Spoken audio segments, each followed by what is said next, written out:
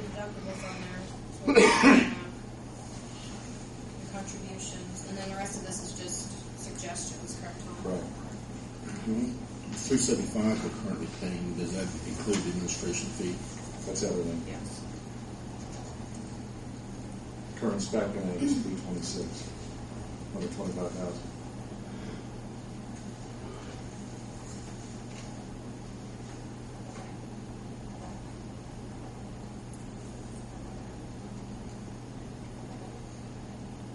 So there's not much difference between the 25. I mean, it would be actually a reduction in cost. Right. Well, it's like 16. It's almost $1,700 more basically. Because you've got to, you have to Right. take that bolded number, the 312, and add the 64,000 on, correct, Tom? Right. No, I already did that. So for the, The 312 so for the becomes 376. Okay. Yeah, you're better. right. About a grand difference from last year.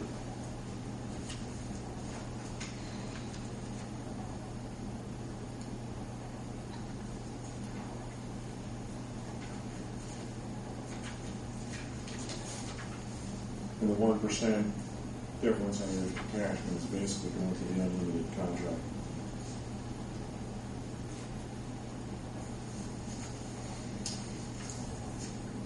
But again, if you move to one of the higher specifics, you're going to reduce your fixed costs.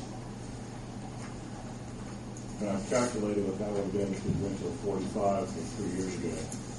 That's roughly $200,000 in fixed cost savings. Well, fixed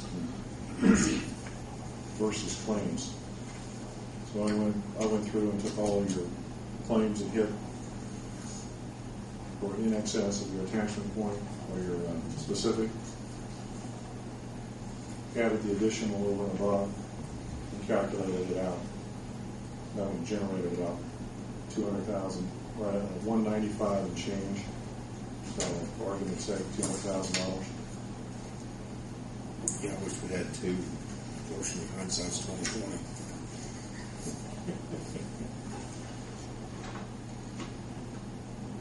And one of the things that I did was I quoted all of these are net commission. I put my fees all in under the administrative cost. So that way you are basically paying me exactly the same regardless of what plan I recommend. So therefore I'm working more on a consulting basis as opposed to a broker basis. So that way you can ask me which plan or which deductible or specific or whatever, and I don't have whether it's conscious or subconscious, I'm not giving you an opinion based on whether or not I'm going to get a pay cut or a pay increase depending on what my opinion is. So I thought that was worth doing it that way. Really tell that I wasn't trying to push it together based on compensation, but rather what's going to be beneficial to you as a whole.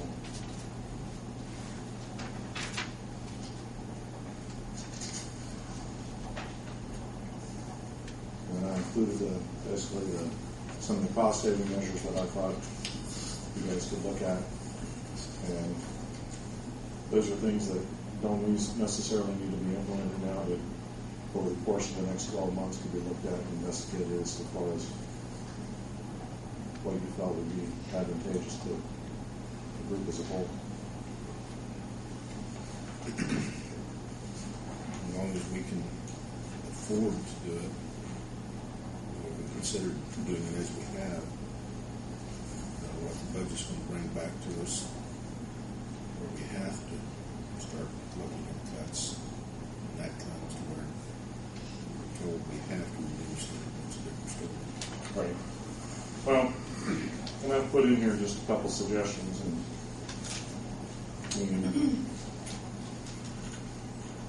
one of the simple ones is a contribution switch. And that's $62,000, and that's one or two people's salaries if you're looking at contributing or keeping people's jobs. I mean, I'd be willing to, me personally, I'd be willing to pay $50 a month so that my buddy doesn't lose his job. So, and that's one of about 10 different items that I put in here. Included in here, the life insurance proposal. The life insurance proposal came in. It saves you about $1,000 a year over the current cost. Also provided the short-term disability that we talked about, as well as the dependent life and dental.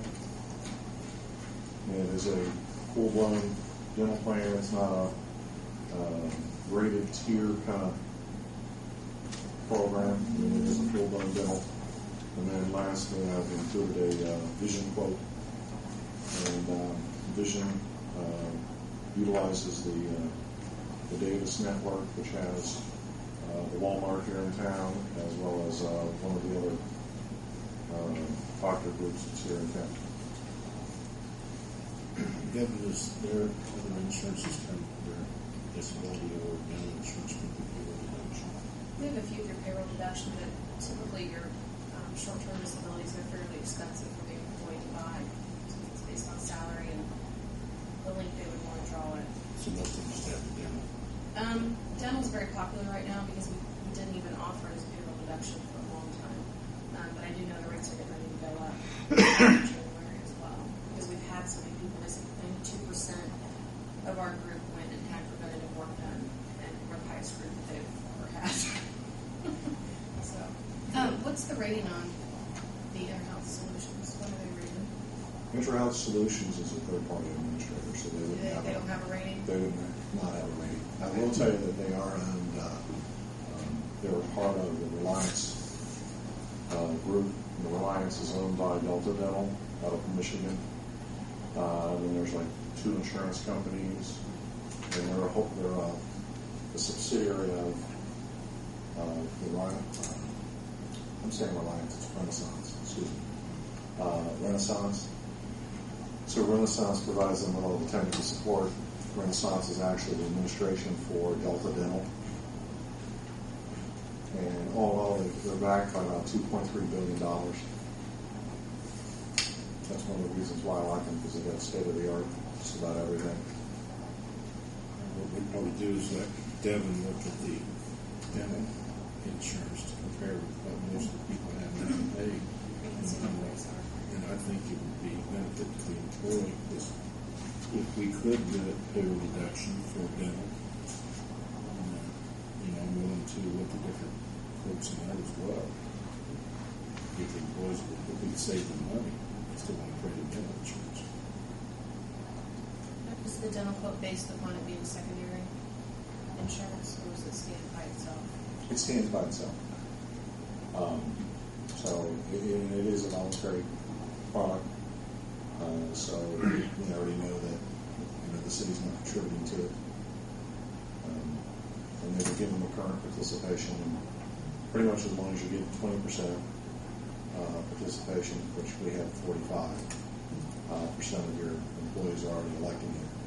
And I wouldn't be surprised if the enrollment actually went up, because one of the deterrents in purchasing the current one is the fact that it's a tiered benefit. So you only get a certain amount the first year, and then you get a little bit better the next year, and then by the third year, you actually have a full-blown dental plan. So you're in it for 3 years. And this one, we're starting from the gate with a full-blown dental plan. So what they've already had with brokers would not transfer over to the individual? They'll get credit for anything that, Okay. so there wouldn't be no pre-existing or anything like that for those that are currently on the plan. However, those who decide to come onto the plan, they would have a 6-month waiting for major services. So like if they needed a filling or a root canal or something like that, they'd have a 6-month wait. And it's all spelled out in that 26-page proposal they gave us. Longest proposal I've ever seen for dental. But, and that's Dearborn Life.